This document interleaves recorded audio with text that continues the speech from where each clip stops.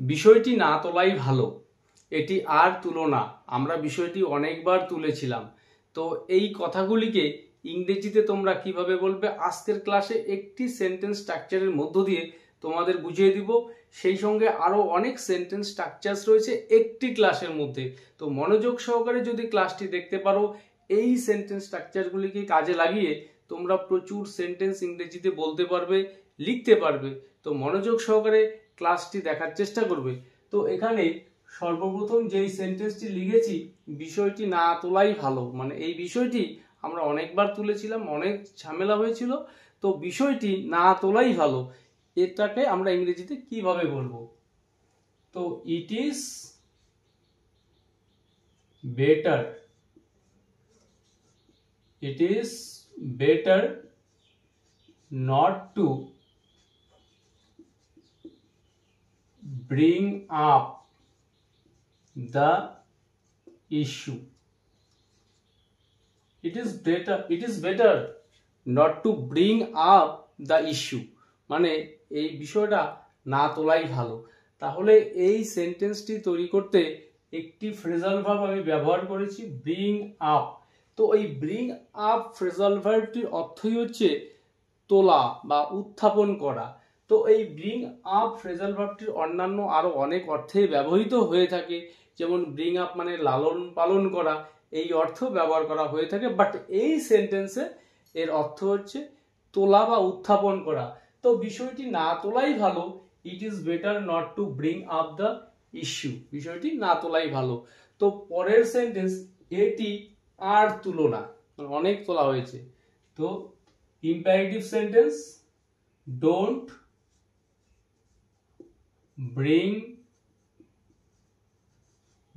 bring up it again, don't bring up it again, এটি আর তুলনা।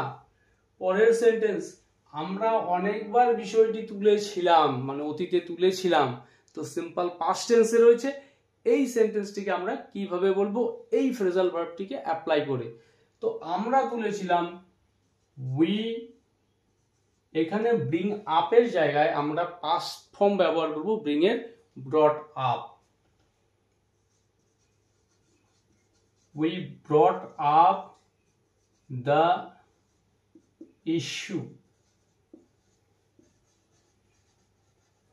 Many times, আমরা বিষয়টি অনেকবার উত্থাপন করেছিলাম বা অনেকবার তুলেছিলাম। তো we brought up the issue many times বা we brought up the matter many times, এভাবে আমরা বলতে পারি। তো এখানে এই ফ্রেজাল ভার্বের জায়গায় অন্য কোনো ভার্ব অ্যাপ্লাই করেও সেন্টেন্সটাকে বলা যেতে পারে।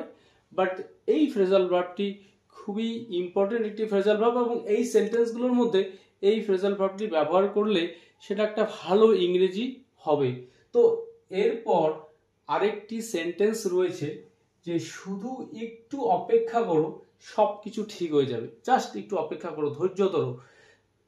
এই সেন্টেন্সটাকে আমরা কিভাবে বলবো যে সবকিছু ঠিক হয়ে যাবে? Just hang tight, just hang tight, everything will be okay, just hang tight, everything will be okay। তো এখানে এই যে শুধু একটু অপেক্ষা করো, এখানে কোন অর্থে কোন সিচুয়েশন আমরা এই হ্যাং টাইট ফ্রেজটিকে ব্যবহার করব? অর্থাৎ কেউ কোনো একটা খারাপ সিচুয়েশনে আছে, সেই জায়গায় সে যেন ভেঙে না পড়ে এবং কোনো কিছু সেখান থেকে সরে গিয়ে অন্য কিছু না করে, সিদ্ধান্ত থেকে সরে না আসে, এইরকম সিচুয়েশনে আমরা যখন কাউকে কিছু বলবো যে কিছুটা অপেক্ষা করো, তো সেক্ষেত্রে just hang tight, everything will be okay, সবকিছু ঠিক হয়ে যাবে, এইরকম সিচুয়েশনে আমরা এই ফ্রেজটিকে ব্যবহার করব। তো এখানে জাস্ট ওয়েট, এই যে ভার্বটি ব্যবহার করলে এটি ঠিক ভালো ইংরেজি হবে না। তুমি এখানে একটু অপেক্ষা করো, আমরা আসছি, এক্ষেত্রে আমরা ওয়েট ভার্বটিকে ব্যবহার করব। বাট এই যে হ্যাং টাইট, এইরকম একটা সিচুয়েশন, ডিফিকাল্ট সিচুয়েশনে যখন কাউকে আমরা সান্ত্বনা দেবো যে কিছুটা অপেক্ষা করো, ধৈর্য ধরো, ধরে থাকো, শক্ত হয়ে থাকো, এই রকম সিচুয়েশনে আমরা বলবো হ্যাং টাইট। তাহলে বিষয়টি ক্লিয়ার করতে পারলাম আশা করি। তো এরপর আরেকটি সেন্টেন্স স্ট্রাকচার রয়েছে এবং এই সেন্টেন্স স্ট্রাকচারের মধ্যে খুবই কমন কিছু সেন্টেন্স রয়েছে, যেমন আমরা তাকে হাতে নাতে ধরেছিলাম। তাকে হাতে নাতে ধরতে হবে, চোরটাকে হাতে নাতে ধরা হয়েছিল। তো এই রকম কথাগুলি আমরা প্রায়শই বলে থাকি বা শুনে থাকি। এই সেন্টেন্সগুলোকে ইংরেজিতে আমরা কিভাবে বলবো? যে আমরা তাকে হাতে নাতে ধরেছিলাম, তো সিম্পল পাস্ট টেন্সে রয়েছে সেন্টেন্সটি। এই সেন্টেন্সটাকে কিভাবে বলবো? We caught him red-handed. We caught him red-handed. আমরা তাকে হাতে নাতে ধরেছিলাম। পরের সেন্টেন্স, তাকে হাতে নাতে ধরতে হবে, না হলে প্রমাণ করা যাবে না, হাতে নাতে ধরতে হবে। তো এই যে সেন্টেন্সটি, এখানে সাবজেক্ট নেই, মানে কে ধরবে, এটা প্যাসিভ ভয়েসের মধ্যে রয়েছে। তো এই সেন্টেন্সটাকে আমরা কিভাবে বলবো? এখানে হি অর শি শুরুতে নিয়ে আসবো, যাকে ধরা হবে হ্যাজ টু বি, অর্থাৎ সে ধরবে না, তাকে ধরা হবে। she has to be caught, she has to be caught red handed, তাকে হাতে নাতে ধরতে হবে। তো পরের সেন্টেন্স, চোরটি হাতে নাতে ধরা পড়েছিল, চুরি করার সময় একদম হাতে নাতে।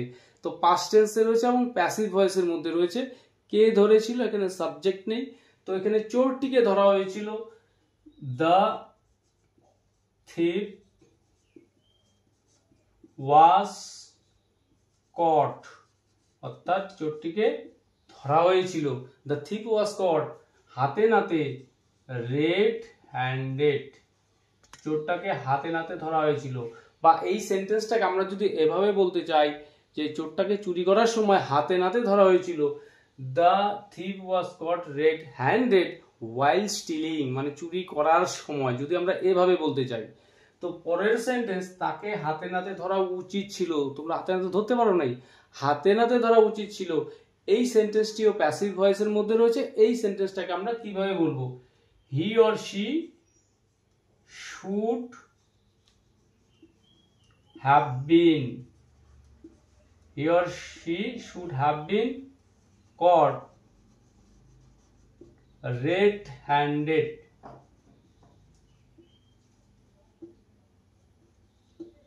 She should have been caught red-handed, তাকে হাতে নাতে ধরা উচিত ছিল। পরের সেন্টেন্স, আমরা তাকে হাতে নাতে ধরতে চেয়েছিলাম, মানে এই সেন্টেন্সটি পাস্ট টেন্সে রয়েছে।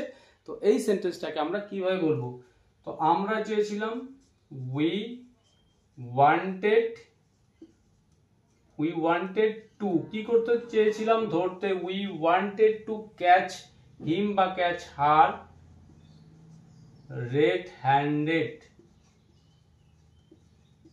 we wanted to catch him বা catch her red-handed, আমরা তাকে হাতে নাতে ধরতে চেয়েছিলাম। তো এখানে লাস্ট আরেকটি সেন্টেন্স রয়েছে, আলাদা একটি সেন্টেন্স। তো এই স্ট্রাকচারের মধ্যে একটি সেন্টেন্স রয়েছে যে তুমি কালকে আসবে, আর কোনো কিন্তু না। তো এরকম সেন্টেন্স আমরা শুনে থাকি যে আর কোনো কিন্তু না, এটা কিন্তু আজকেই করতে হবে। তো কালকে, তুমি কালকে আসবে, আর কোনো কিন্তু না। তো you will come tomorrow, you will come tomorrow, আর কোনো কিন্তু না, no more buts। তো এখানে আর কোনো কিন্তু না, এর জন্য আমরা এই ফ্রেজটিকে ব্যবহার করব, no more buts। তাহলে আজকের ক্লাসে এই যে স্ট্রাকচারগুলো তোমাদের দেখালাম, এই স্ট্রাকচারগুলোকে কাজে লাগিয়ে সিমিলার প্রচুর সেন্টেন্স যদি তোমরা তৈরি করতে পারো, বলতে পারো, তাহলেই তোমরা স্পোকেন ইংলিশ শিখতে পারবে।